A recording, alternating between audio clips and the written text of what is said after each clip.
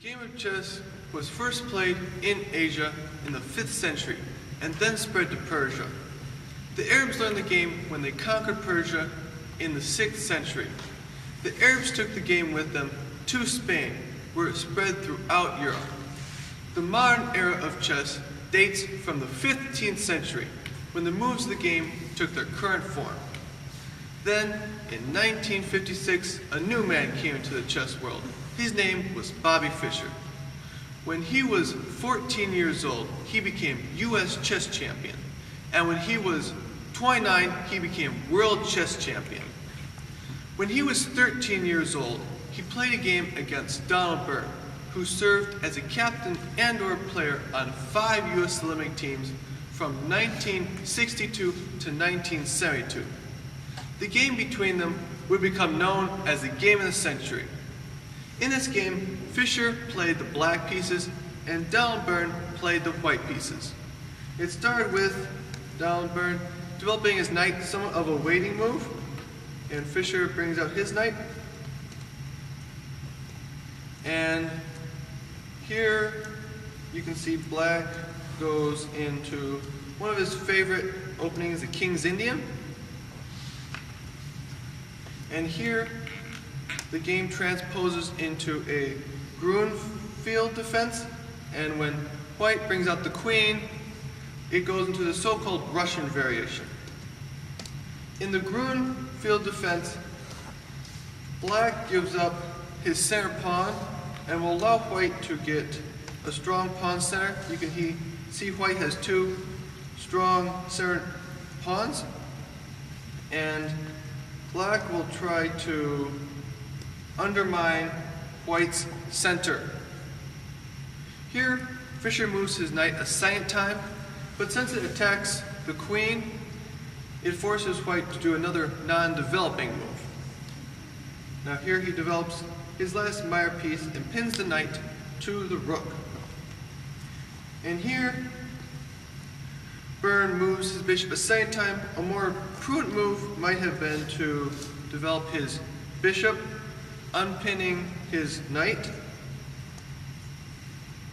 A quote from Watt: "The bishop move played allows a sudden crescendo of tactical points to be uncovered by Fischer." And Fischer plays a great move. Now, this is like a knight sacrifice, but if Byrne were to take it, then Fischer could take this pawn, and Fischer would get his material back. You can see the knight's on the rim, and the knight is attacking the queen. So, in the game, Byrne decided to decline taking the knight, and instead moved his queen. And now, Fischer takes the knight. At first glance, one might think Fischer has helped white create a stronger pawn center. Now this pawn's defended by another pawn. But Fischer's plan is quite the opposite. By eliminating the knight here, it becomes possible to sacrifice the exchange via knight attacks e4 and smash white's center while the king remains trapped in the center. The king can't move to either side because he's got the rook and bishop. Now Byrne takes the pawn, forking queen and rook. Fischer moves his queen out of attack.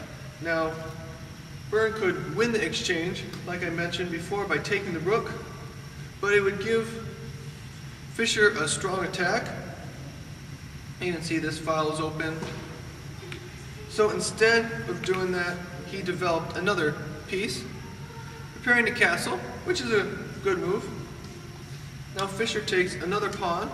If the queen were to take the knight, then he would lose his bishop after it gets pinned to the king. So instead of doing that, he pulls the bishop back, threatening the queen. Check. And now Fischer does an amazing move. He plays bishop e6. If this is the game of the century, then bishop e6 must be the counter of the century. Fischer offers his queen in exchange for a fierce attack with his minor pieces. Declining this offer is not so easy. So he accepts. the queen sacrifice, and Fischer takes the bishop with check, check, discover check. This tactical scenario where a king is repeatedly revealed to check is sometimes called a windmill. Now Fischer takes the bishop and threatens the queen. So he moves that out of attack and threatens Fischer's bishop. Fischer then pulls the rook down, threatening the queen, and defends his bishop, forcing the queen to do another move. And after he does that, then Fischer takes the rook, and Fischer has now gotten his material back with interest. And D'Alembert goes about getting his king safe. Fischer gets his rook on the second rank, where you'll see it is very strong. Fischer takes another pawn and threatens the rook. Byrne moves it out, challenging the black rook on this file here. So Fischer goes for a trade. He's ahead material. Check. He blocks it, and now he takes his material. He gets his rook back. Excuse me. Now he brings the knight back up into play. And now every piece and pawn of the black camp is defended. The white queen has nothing to do. So he moves his knight here, threatening to move it here, doubling on the pinned bishop. So Fischer responds to that threat by unpinning the bishop. Now he moves the king off of this diagonal here. Check. And now the white king is hopelessly entangled in Fischer's mating net. And now you can see that this rook is very strong in this position, preventing the king from getting off the back rank. And checkmate. An amazing game by Fischer. One thing we can learn from this game is to develop all of your pieces. I've only played this in about 10 minutes, but the actual game would have taken around 5 hours. Thank you.